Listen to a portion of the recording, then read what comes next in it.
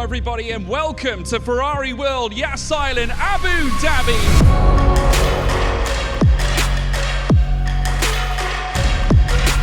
16 drivers have taken the journey to make it to this phenomenal arena that we have here right in front of us. The big question is, who is going to prevail? After 6 months of competition, we're finally here at Ferrari World Yas Island, Abu Dhabi for the 2024 Ferrari HB Esports Series Grand Final. And we've seen so much competition throughout this whole series. And with a team contract potentially up for grabs, I'm sure these drivers are going to be giving it their absolute all. And we're going to give you a behind the scenes look and show you how these drivers prepare to potentially be crowned the Ferrari HB Esports Series champion. Qualifying ran across 3 stages, starting with hot laps and ending with the regional finals, leaving us with 15 finalists and an additional Thrustmaster Community Cup wildcard entry. The Grand Final sees all 16 drivers from 11 different regions take on 3 qualifying rounds and 3 races across iRacing, Assetto Corsa and Assetto Corsa Competizione. Their position when they cross the line determines how many points they win. After the final race, the driver with the most amount of points is crowned the Ferrari Esports Series champion. The race action hasn't started yet, but I've managed to grab one of our fantastic drivers. Now, Cody, talk to me. You are one of the youngest drivers on the grid here. How does that feel? Is there any pressure? A little bit, for sure. Like, you know, you got to live up to the expectation. Absolutely. So, you know, got lots of good drivers behind me. It's going to be a tough battle. And have you, been at an event like this before? We've got live audience, people are going to be watching, you've got everyone around you, presenters, like it's really big and crazy. What's going through your head when you get here, when you're practicing and then you move over to race start? It's very cool. Like, it's like amazing production. It's crazy to be here. Like, I've never been up to a place like this ever. It's amazing. 16 drivers have taken the journey to make it to this phenomenal arena that we have here right in front of us. The big question is, who is going to prevail? The lights are lit up, red and yellow, as now we look ahead as the drivers look to get set, ready to win this championship. I have found the judges. 2 out of 3 of the judges, Isaac and Fabio, so thank you so much for joining me. Let's break it down. So what are you actually looking for? There is the contract up for grabs, potentially. With that contract, what are you looking for, Isaac? We're looking for multiple aspects. Of course, the speed of the drivers is paramount. It's also important that you can race close side by side, the racecraft, being able to survive. Turn 1 in Monza, for example, we'll be looking at who can go through turn 1 Monza, lap 1 unscathed. And then we'll also be looking at some adaptability and flexibility as well. Fabio, you're a Ferrari Esports brand ambassador. So there's a multitude of angles that you need to be able to tick. How important are media qualities? It is important because after all, you need to be comfortable on camera. Your communication skills need to be on point, and most of them are very shy. Some are more talkative than others, but that's something that you can always work towards. You can always improve, so it's not a bad thing if they are very shy on camera because it can always be better. Isaac, any last piece of advice that you'd give? You in this position last year, although different environments, what would you say to the drivers going forward? I would say enjoy it very much. Today is the day that all of the preparation comes to, so just try to do your best, let the driving on the track do the talking, and give us a good show, I would say. What a place to be, to witness the grand final. This is make or break, Rory. Yeah, absolutely. We saw a fantastic race first time out and some surprises in there as well. Again, we just reset. This is interesting because we're on AC now, so Assetto Corsa, which had the smallest pool of qualifiers. So it's game on. We've just had race 1. It's a massive congratulations to Will Chadwick. It was quite a strong start and he was consistent the whole way through and he took that win. Down in towards San Donato, you've got Verla Further back as well, Cody Deeth trying to come into the action with 3 wide. Coming into Sandonato, and Walshingham's been squeezed, and so's McGinn. He will take the checkered flag. It's victory number 1 for Will Chadwick. Race 2 is now about to go ahead. It's all to play for. You know, the points are so close in this system. Any little mistake, you can drop down the leaderboard. Honestly, I think it's anyone's game, but Luke Whitehead had a really great qualifying, so I think he's one to watch in this. But like we say, anything can happen. The atmosphere is obviously bubbling here. Plenty of drivers now behind their rigs. Taking the grandeur of this arena, folks, it's about to get loud. All 6 lights are lit.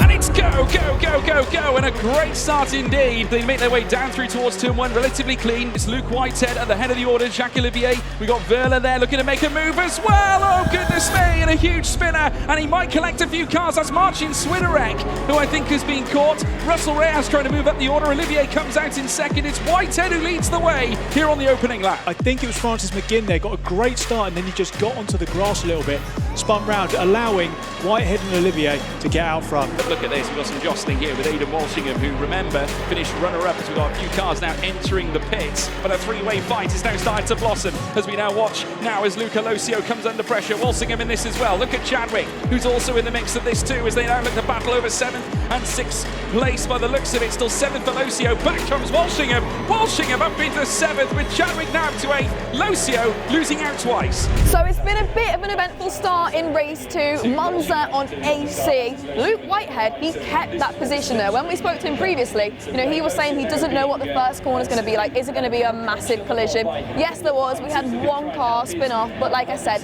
Luke has remained. You think the pressure is on. He won and needs to hold that position. He's given us a little wave. Honestly, I think he's the calmest driver on the grid at the minute. Let's see how he does. The pace starting to quicken here at Monza. Already though, Whitehead also showing his true pace. He's 1.6 now, nearly 1.7 ahead of Olivier. Yeah, I mean, it's almost 2 seconds now. You can really see him attacking those curves. He's got so much confidence. It amazes me when I see that it's not his, the dominance of Luke. He's saying that. He's had a wobble on the way out, kicks up the grass on the way out. He can't afford to have too many of those moments. Probably shows Luke that he's mortal, you know, around here, because he's been absolutely immortal. Like recently, he's just been doing so well. Of course, remember, all points provisional at this very early stage. We will, of course, reach the crescendo at the end of the championship later on today. Oh no! That is Caleb Hydes, I think, who's gone off there. Luca Losio moving up into 10th. It looks delicious here for Fran McGinn as they now fly down once more. They'll remain wheel to wheel as they head down the Rettifidio, Rory. Absolutely fantastic. A classic move there. Oh, there's so much. The track is so wide, they still managed to touch. Going to squeeze down. Committed to the apex, I must say, coming through towards turn 1. McGinn, though, not quite enough in the lock-in. Chadwick defended it well, but they've still got Kerber Grande. This battle is oh so fascinating. We've got a lovely, lovely battle between Chadwick and McGinn. If you remember from race 1, McGinn was going for the person in front. He was trying to make those moves and those overtakes. He was unsuccessful. However, he had someone behind him as well, so he was on the defence. And we're seeing that throughout both of these races. He is a man that knows his racecraft through and through. He's going to bring that to each race. He's quite consistent across the 3 platforms, so I think he's one to watch in this one and the next one when we go on to ACC. And they will go together, heading down towards the Rogers chicane, as now McGinn goes on the attack once more, this time in his white Ferrari 488. Can he find the answer? Chadwick once again denying him, but that inside line, and they're going to go 3 wide with Luca Losio. Now looking around his car, he's eyeing into the fire, but McGinn with that tiger line coming through Lesmo 1. He's found the answer for sure. He topples Chadwick, moves up now into the top 8. Absolutely fantastic racing there. McGinn, he did it. Honestly, I think his racecraft is something that like everyone needs to be watching. Go for it. You see that gap, you go straight through it. 3 cars wide, crazy. Luca Losio's joined in. Will Chadwick, great battles in this race. We've got Losio as well joining the party, of course. So we're going to have a battle for 3, 4, 8th place. Absolutely fantastic battling the whole way through the field. Chadwick answering back though, he's back up into 8th, coming into Ascari out of the Seraglio straight, but it's not over again. They've been battling throughout the entirety of this last lap, and it's set to continue. And instead of just 2 cars, we're making it 3. And there's an Italian looking to take the best possible result at an Italian circuit such as Monza, an iconic circuit that has been around since 1921, as we now watch them go side by side. Loretto, McGinn is round! Oh my goodness me!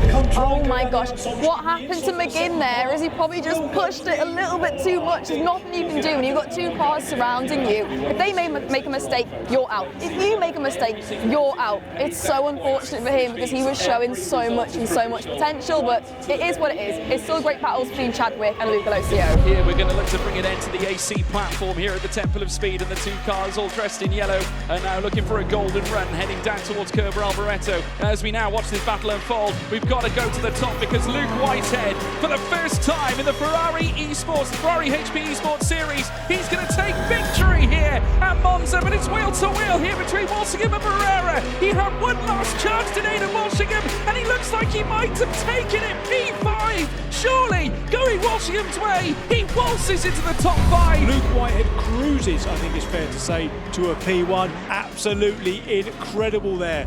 Congratulations, Luke. Honestly, it's been a great start to the day for you. You got a podium in the first race, and now P1 in the second. Break it down for me. Yeah, well, it's not been a bad start, as you rightly say. Had an unexpected podium in the first race, and then had a perfect race in the second, which means that there's less pressure in the third one. Talk to me then about the build-up, because you didn't get here by qualifying through the rounds. You know, you just missed out on the qualification. Then you're here because obviously someone wasn't able to make it.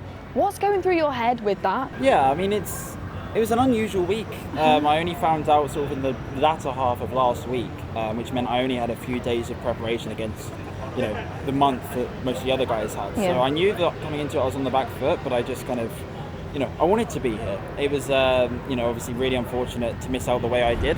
So it was nice to be here, and I just thought usually I tend to set expectations for myself and put a lot of pressure on myself, and that hasn't been the case because I've just come in with no expectations. Yeah. And I think that's really paid dividends in the races, because even when I struggled, I kind of dug deep and was able to just chill out and take advantage of any action that happens. So it's unusual for me to not sort of have my head in the clouds, but it's a welcome change, I think, and I think it's working. Honestly, it clearly is working. You have to be calm, cool, collected. Any mistakes you make, let's overcome them. But what would it mean to you to win this, or potentially to win a contract with Ferrari HP Sports team?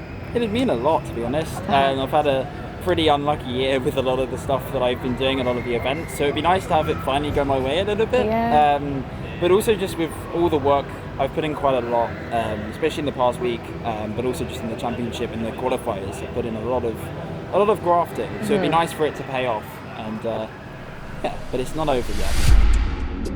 We've had the first 2 races done and dusted. Obviously, this is where we start taking a look at the final points of the championship. Certain drivers will be feeling a little bit more positive than others. This championship has never not delivered so far. It's been absolutely fantastic. I can't wait to see how this one ends. Isaac, there's been amazing racing from race 1 and race 2, but can you tell us what you've been experiencing watching it?